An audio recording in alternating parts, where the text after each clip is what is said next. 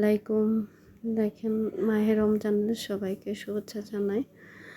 তো এই যে ইফতারের জন্য রেডি করে ফেললাম সব কিছু। আসলে সময়ও শেষ হয়ে আসছে, নামাজ পড়ে এসেই তারপরে ইফতারের জন্য চলে আসলাম।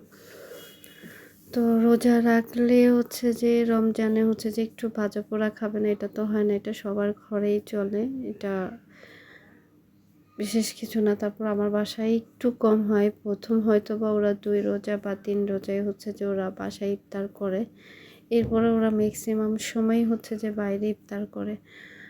আর কি বলবো, ওদের যদি বলে যে একটু বেগুনি এনে দাও বা একটু কয় এগুলা খাওয়া লাগবে না, এগুলার দাম বেড়ে গেছে। এগুলা আসলে আমাদের বাইরের দেশে দেখেন সব কিছু হচ্ছে যে আপনার দাম কমাই দিচ্ছে, আর আমাদের দেশে এমন একটা অবস্থা, মানে গরিব মানুষ বলেন আর হচ্ছে যে মধ্যবিত্তরা বলেন, আমরা কিভাবে খাবো সেটাই বুঝতে পারি না। এক হালিয়া লেবুই হচ্ছে যে যদি 150 টাকা নেয়, তাহলে আমরা কোন দেশে বসবাস করি সেটা কার কাছে বিচার দিব? একমাত্র উপরওয়ালা ছাড়া। আমাদের এইসব কষ্টের কথা আপনি যতই বলেন, ওই শেখ হাসিনা, ওই খালেদা জিয়া, সবাই এক পর্যায়ে ভাই, কেউ কারোর জন্য না। সবাই সবার মতো করেই হচ্ছে যে দিন গুনবে। আমরা দিন শেষে আমরা যারা খেটে খাওয়া মানুষ, আমাদের এরকমই অবস্থা হবে।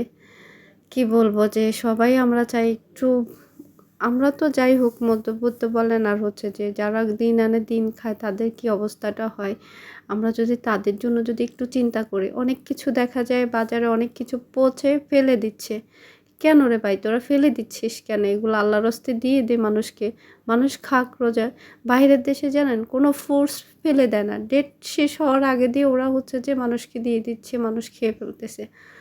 তো এগুলো হচ্ছে যে অপচয়। আবার দেখেন এক্সপায়ারি ডেট হয়ে গেলে আমরা কী করি? কোম্পানিকে রিটার্ন দিয়ে দিই। আসলে এগুলা না করে আমরা যদি ডেট যাওয়ার আগে যদি আমরা যদি এগুলা মানুষকে দিয়ে দিই, তাহলে কোম্পানিও পারে না এগুলা এক্সচেঞ্জ করে এনে আবার হচ্ছে যে আপনার মার্কেটে ছেড়ে দেওয়ার জন্য। রোজা রেখে এত কথা বলতেছি ভাই, কেন বলতেছি সেটা ভালো করেই জানেন। আসলে আমাদের সবারই হচ্ছে যে দেওয়ালে পিঠ ঠেকে গেছে। তার জন্য যাই হোক, আমরা দোয়া করি যারা আসবে তারা আমাদের জন্য হয়তো বা এর থেকে ভালো কিছুই করবে, সেটাই আশা করি তাদের কাছ থেকে। তো এই রমজানে আমি আসলে সবার জন্য ইফতারি রেডি করার জন্য, যে কী বলবো, শরীরটা আমার অনেক খারাপ ছিল, তারপরও চেষ্টা করতেছিলাম, অনেক ভালো লাগতেছিল দেখতে দেখতে। একটা রোজাও হচ্ছে যে শেষ হয়ে গেল আমাদের মাঝে। দিন দিন আস্তে আস্তে সব কিছু শেষ হয়ে যায়।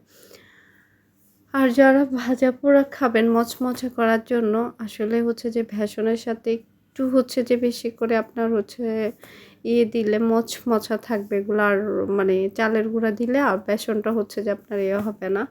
যাই হোক, কথা বলতে বলতে দেখেন আজানও দিয়ে ফেলছে, আমার ভাজা পোড়াও শেষ হয়ে গেছে। সবাই বসে গেল ইফতারির জন্য। অন্য কোনো ভিডিওতে কথা হবে। আল্লাহ হাফেজ।